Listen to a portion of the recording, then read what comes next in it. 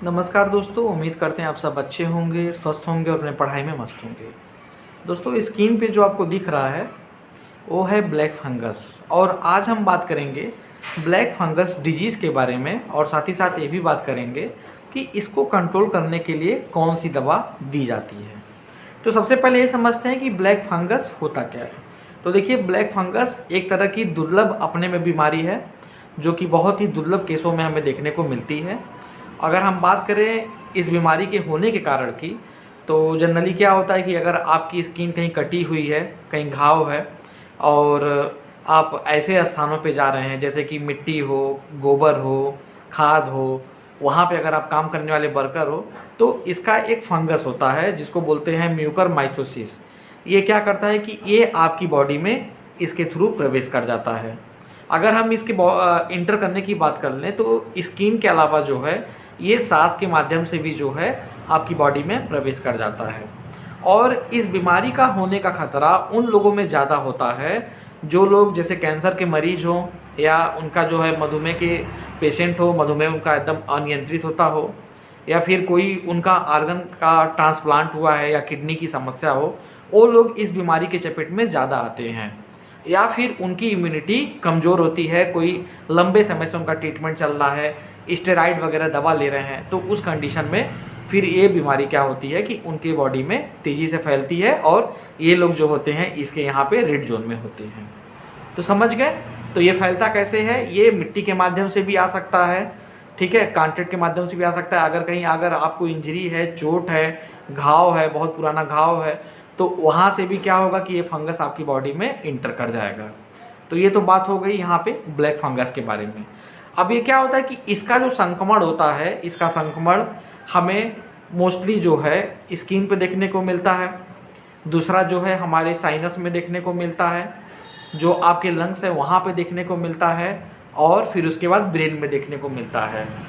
तो इसके संक्रमण की अगर हम बात करें तो आपकी बॉडी में जो साइनस का क्षेत्र है और जो ब्रेन का क्षेत्र है वहाँ पे ये संक्रमण तेज़ी से फैलता है, ठीक है।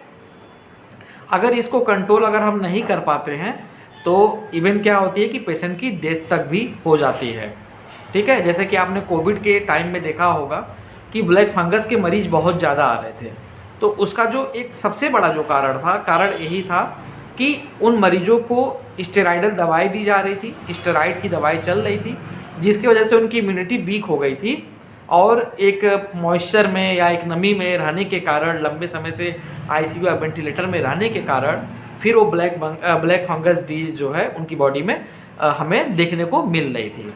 और ये ब्लैक फंगस अगर ब्रेन तक अगर चल जाता है तो फिर इवन जो है पेशेंट की डेथ हो जाती है। तो ये आप आई होप समझ गए होंगे कि ब्लैक फंगस क्या होता है, कैसे फैलता है। अब इसमें एक जो दवा ये आपको स्क्रीन पर दिख रही है, एम्फीट्रोसिन बी, ये क्या करता है कि ये ब्लैक फंगस को काटने का काम करता है, या ये समझिए कि इसकी रोकथाम के लिए सबसे बेस्ट जो है ये साल्ट है अब तक का दिया जाने वाला। और इस दवा की भी मार्केटिंग जो है बहुत ज़्यादा चल रही थी जब कोरोना काल में जो है ब्लैक फंगस के मरीज आ रहे थे अचानक से। इस दवा के मार्केट में भी बहुत उछाल हमें देखने को मिला था। तो ये दवा क्या करता है कि जब भी हम पेशेंट को ये दवा लगाते हैं तो ये क्या करता है कि जो फंगस होता है म्यूकरमाइकोसिस, वहाँ पे एक एग्रोस्टाल होता है, वहाँ पे जाके ये क्या करता है कि बाइंड कर लेता है। बाइंड करने के बाद क्या करता है कि उसमें ये छेद कर देता है, इट मीन्स पोर बना देता है। पोर बनाने के बाद क्या होता है कि इसके जो मटेरियल्स होते हैं या फिर ये कहें कि जो फ्लूइड होते हैं जैसे कि सोडियम, पोटेशियम, तो वो क्या होते हैं कि वो ड्रेन आउट हो जाते हैं, वो सीधे बाहर निकल जाते हैं, जिसके वजह से जो फंगल जो सेल होता है वो ड्राई हो जाता है। तो समझ गए इसकी मैकेनिज्म क्या है कि इसकी मैकेनिज्म जब आपकी बॉडी में ये दवा लगाई जाएगी तो उसके बाद ये क्या करेगा कि जहाँ पर भी ब्लैक फंगस होगा वहाँ पे जाके उस ब्लैक फंगस की सेल में जाके पोर बना देगा। पोर बनाने से जो उसका जो लिक्विड मटेरियल है वो बाहर आ जाएगा और पूरा फंगस क्या होगा, वो वहाँ पे ड्राई हो जाएगा। तो जैसी कंडीशन होती है उसके अकॉर्डिंग डॉक्टर ये दवा आपको वहाँ पे प्रेस्क्राइब करते हैं और उसके अकॉर्डिंग ये डोज आपको लगाते हैं। तो ये बात हो गई, ये एम्फीट्रोसिन बी की बात हो गई। बात करें इस दवा की प्राइस की, तो ये दवा मोस्टली आपको 3000 से लेकर 4000 रुपये की रेंज में देखने को मिल जाएगी। तो आई होप आप सब समझ गए होंगे। तो ये दवा जो है ब्लैक फंगस के डिजीज़ में कंट्रोल करने के लिए बड़े पैमाने पे यूज की जाती है। अब तक अगर आप नहीं जानते तो अब जान लीजिए। बाकी क्या है, ब्लैक फंगस से बचने का उपाय यही है कि अगर आप किसी भी ऐसे जगह पे जा रहे हैं तो कोशिश कीजिए कि आपकी बॉडी का कांटेक्ट वहाँ पे कम हो। जैसे नंगे पैर अगर आप जा रहे हैं, सॉइल में जा रहे हैं, कोई दलदली मिट्टी वाली जगह है, या अगर आपके यहाँ मान लीजिए डेयरी चलती है, गोबर वगैरह का काम होता है, तो उसको थोड़ा अवॉइड कीजिए। प्रिकॉशन लेके चलें।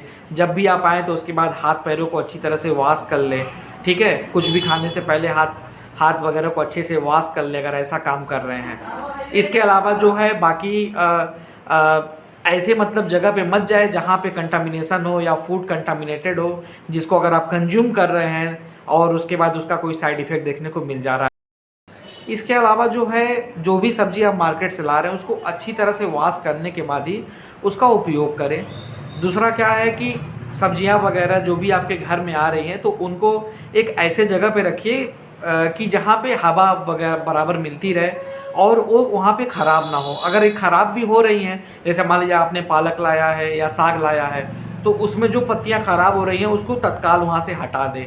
तो इन सब चीज़ों का ख्याल रखें, तो इससे क्या होगा कि ये बीमारी हमें देखने को नहीं मिलेगी। ये दुर्लभ केस है, किसी किसी को हो जाता है, लेकिन जिसको होता है तो बहुत सीवियर होता है और इसमें रोगी की जान तक भी चली जाती है। इसकी अगर हम बात करें कि इसको आप पहचानेंगे कैसे, अगर किसी को हो जा रहा है तो देखिए क्या होगा कि उसे खांसी की समस्या होगी, बुखार आएगा। उसके बाद क्या होगा कि इस यहाँ पे आँख के पास अगर आप देखेंगे तो लालिमा आ जाएगी। उसके बाद एक नाक जो है जाम हो जाएगी, एक नाक से क्या होगा कि ब्लैक डिस्चार्ज हो जाएगा। तो इससे आप समझ जाएंगे कि ये ब्लैक फंगस यहाँ पे इनको हो चुका है। ये इस तरीके से हम इसको यहाँ पे पकड़ते हैं। तो आज के लिए इतना ही, और जल्दी आप सबसे और भी मुलाकात होगी एक अन्य वीडियो पे। और बाकी अगर आप चैनल पे नए हैं तो चैनल को लाइक और सब्सक्राइब करें, ताकि इससे जुड़ी हुई और भी चीज़ें हम आपको समय समय पे अपडेट देते रहें। बहुत बहुत धन्यवाद।